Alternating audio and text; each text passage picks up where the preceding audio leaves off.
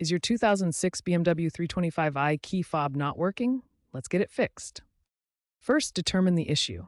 Common problems include a dead battery, loss of synchronization with the car, or comfort access malfunction. The fob uses a 3-volt CR2032 battery. Replace it every 2 to 3 years to prevent signal loss. If the buttons don't respond or comfort access fails, the battery is likely the culprit. You can often resolve this yourself for under $5.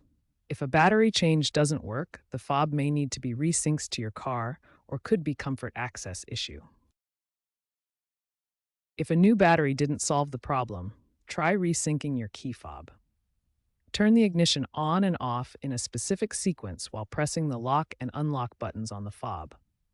This process typically takes 5 to 10 minutes and requires the fob to be within range.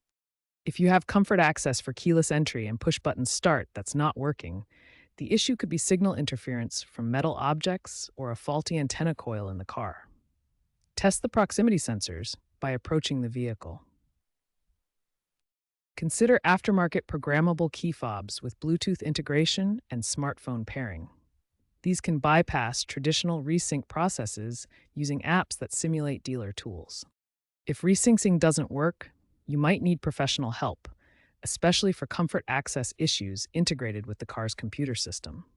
Replacing the fob costs $50 to $200, while reprogramming at the dealer costs $100 to $300.